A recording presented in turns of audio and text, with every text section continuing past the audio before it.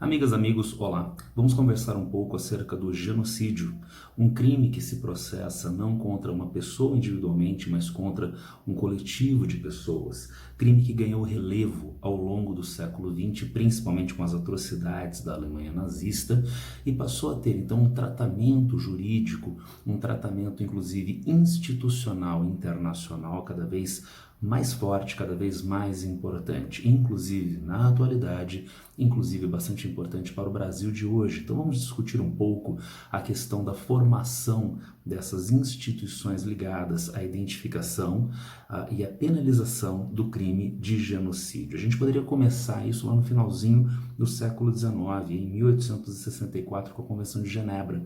Ela talvez seja um dos pontos mais importantes de inauguração do que a gente poderia chamar não ainda de direito penal internacional, mas de um direito humanitário internacional, identificando, por exemplo, a ideia de crimes de guerra, identificando então os limites de ação dos estados, das pessoas e com um âmbito internacional não mais restrito a um único país. Ainda nesse caminhar, nós temos o Congresso de Haia, no final do século XIX, início do século XX, 1899, 1907. Ele não está ligado diretamente à formação do direito penal internacional, mas Haia é fundamental para nós termos a ideia de uma entidade ou uma instância na qual os países possam se organizar e ter conversas de alto nível. Eu digo alto nível porque envolve chefes de Estado, envolve os principais diplomatas, para a resolução não violenta dos seus conflitos.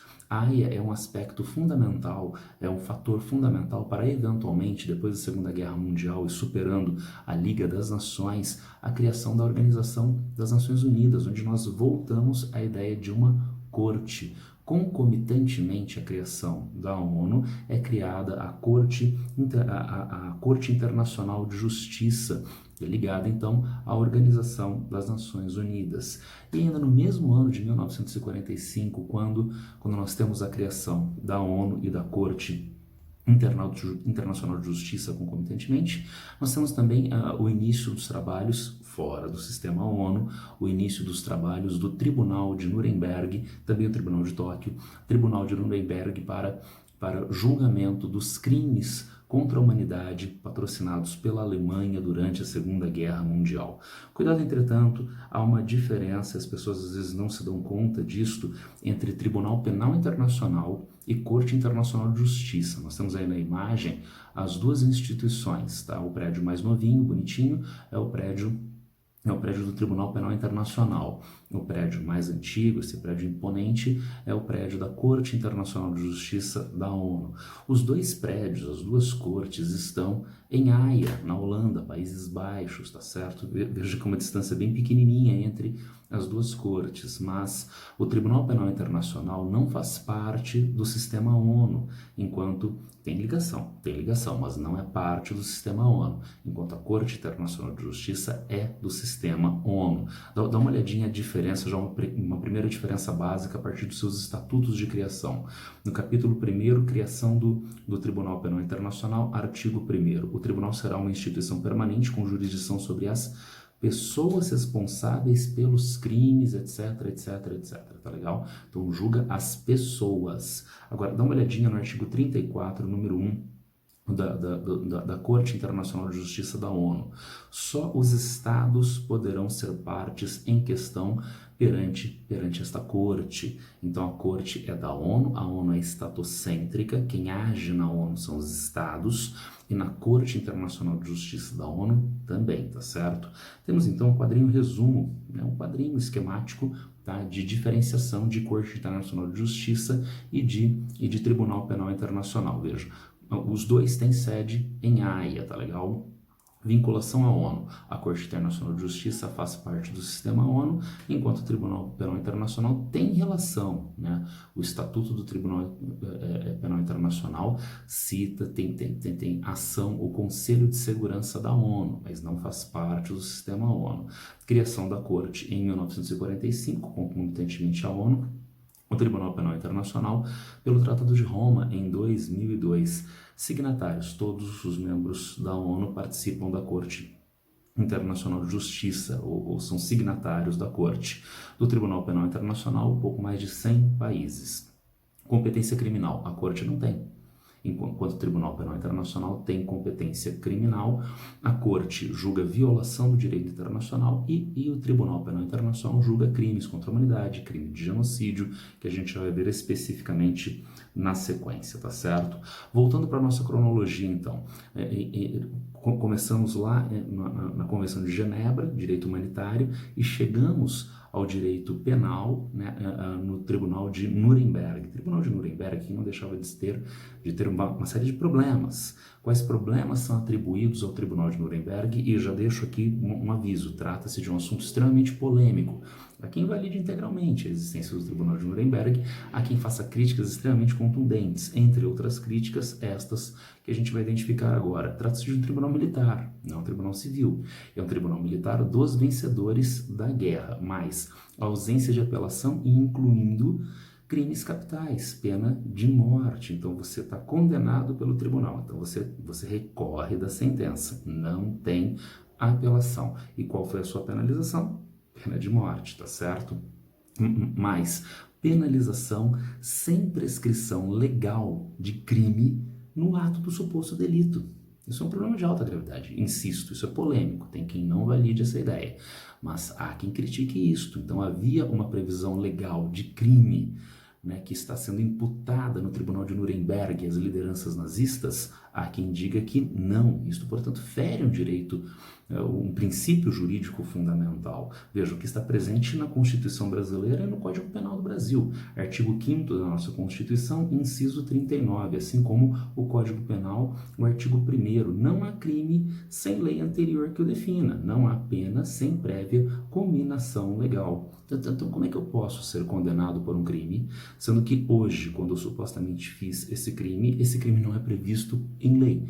Então, não há crime, tá certo? Isso é um princípio jurídico que teria sido afrontado pelo Tribunal de Nuremberg dessas críticas, mas, insisto, ele está numa linha direta na formação do direito penal internacional, né? E ele vai desembocar lá no Tribunal Penal Internacional. Como isto? Vejam, apesar de Nuremberg ter tido uma iniciativa de se tornar um tribunal permanente, isso não aconteceu. Ele foi só um tribunal para os crimes da Segunda Guerra Mundial.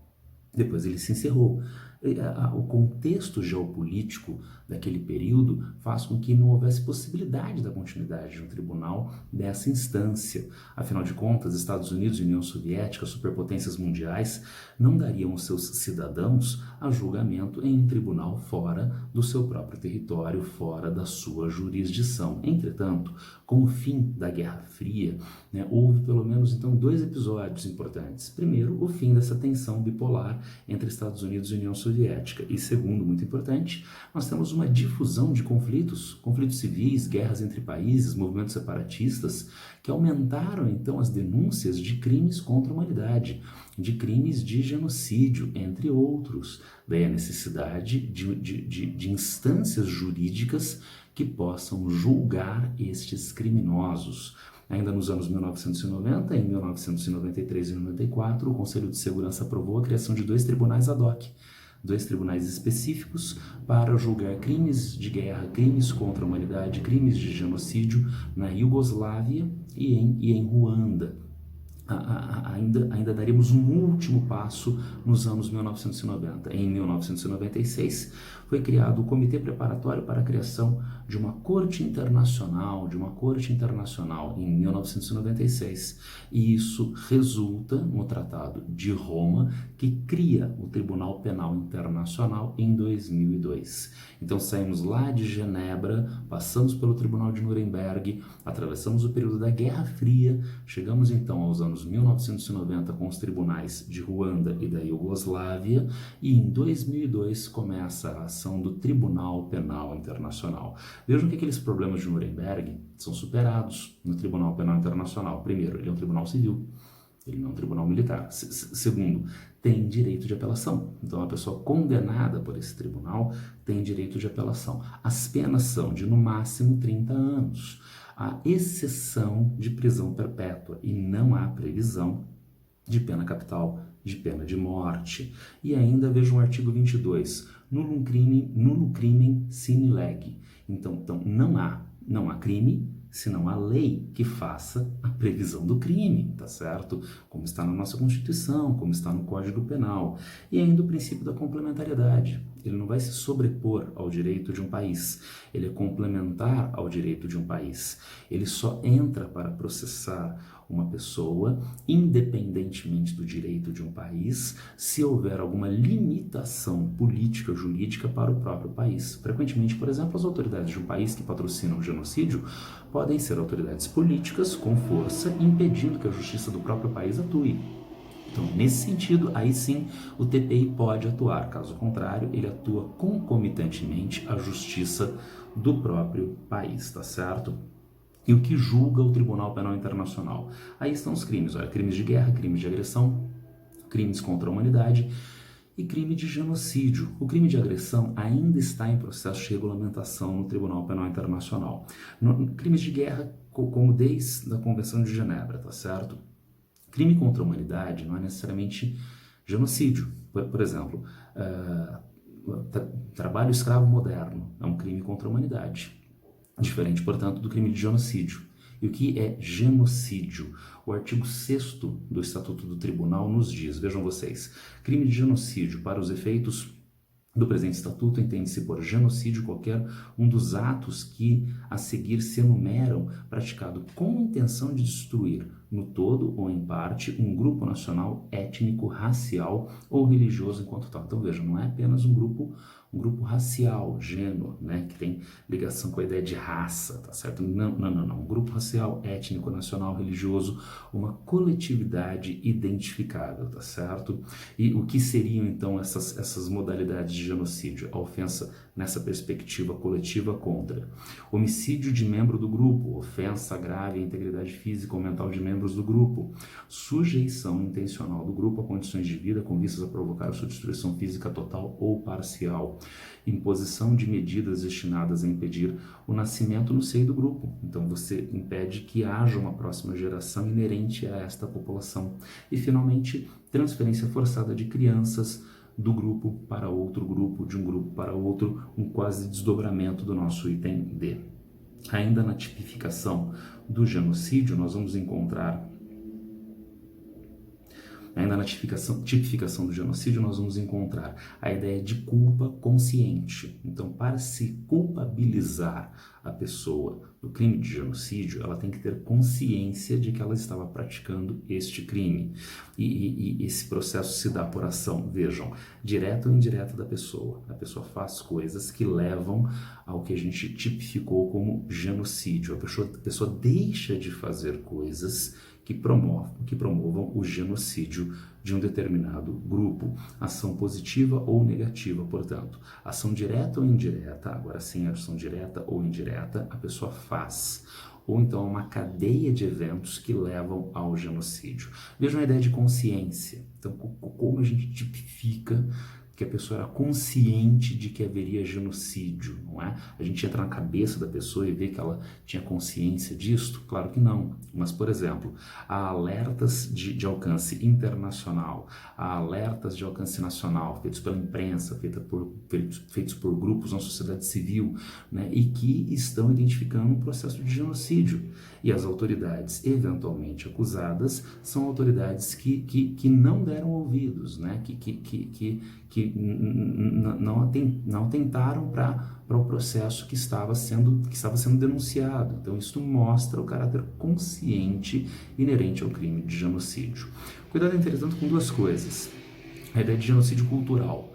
Não há previsão de genocídio cultural. Aquilo que a gente chama em antropologia, aquilo que é chamado na imprensa de etnocídio. Sim, é uma palavra, é uma forma de descrição, mas não há a previsão legal no Tribunal Penal Internacional desse tipo de crime, tá certo? Não se encaixa, portanto, no genocídio. Tem uma segunda coisa importante, a ideia de etnocídio. Também não há previsão legal de etnocídio no tribunal, de ecocídio. A ideia de ecocídio. Não há previsão legal no Tribunal Penal Internacional do crime de ecocídio, crime contra o meio ambiente, mas isso está em processo de introdução. Vejam, agora no início dos anos 2020, um grupo de juristas no âmbito do Tribunal Penal Internacional, já criou uma ideia ligada ao crime de ecocídio. Para os efeitos do presente estatuto, entender-se-á por ecocídio qualquer ato ilícito ou arbitrário perpetrado com consciência e que existem grandes probabilidades de que cause danos graves, que sejam extensos ou duradouros ao meio ambiente. Então já um primeiro desenho do que virá a ser a ideia de crime de ecocídio que é debatido desde os anos 1970 nas ações conscientes do governo dos Estados Unidos na guerra do Vietnã, utilizando agente laranja e causando devastação de extensas áreas florestais, causando a morte de populações humanas, causando a morte de populações animais, um forte desequilíbrio ambiental na região de forma duradoura, tá certo? Então, desde os anos 1970, com a guerra do Vietnã, vem os debates acerca de ecocídio que ainda não tem previsão de crime no Tribunal Penal Internacional, tá certo? E o Brasil, gente, o que a gente tem a ver com esse crime de genocídio? O crime de genocídio já é previsto no Brasil desde 1945, trata-se do decreto número 19841 de Getúlio Vargas, que institui a Corte Internacional de Justiça. É concomitantemente a criação da ONU, não é? Então cria-se a ONU, o Brasil faz parte do sistema ONU e em 1945 nós temos então a regulamentação da Corte Internacional de Justiça na legislação brasileira. Em 1956, Kubitschek vai definir na lei número 2889 o crime de genocídio. Então tem uma previsão legal de genocídio que é bem próxima do que a gente tem no Tribunal Penal Internacional na atualidade. A nossa legislação é de 1956. E finalmente em 2002, no decreto número 4388, Fernando Henrique Cardoso regulamentou aqui no Brasil o Tribunal Penal Internacional. O Brasil é um dos países signatários. Mas será que já houve algum crime de genocídio aqui no Brasil? Sim, nós tivemos o massacre Hashimu. O massacre Hashimu que foi junto às populações Yanomamis. Um grupo de garimpeiros cercou um aldeamento Yanomami e cercou especificamente 12 pessoas que foram mortas. Essas pessoas foram mortas a tiros e a golpes de facão, sendo que 2 dessas 12 mortes se destacam. Uma senhora idosa foi morta, segundo se averigou, a golpes de pontapé, né, com chutes. Com chutes ela morreu, né? E ainda um bebê de colo foi morto nesse massacre, tá certo? Havendo a previsão legal no Brasil do crime de genocídio, esse processo foi julgado, gerando condenação dos autores dos criminosos em 1996. Mas houve apelação ao Superior Tribunal de Justiça, que confirmou a sentença no ano 2000 e em 2006 o Supremo Tribunal Federal, por unanimidade, também validou a sentença. Então nós não apenas temos o crime de genocídio previsto aqui no Brasil, nós somos signatários da Corte Internacional de Justiça da ONU, do Tribunal Penal Internacional, e já houve precedentes de condenação por genocídio aqui no Brasil.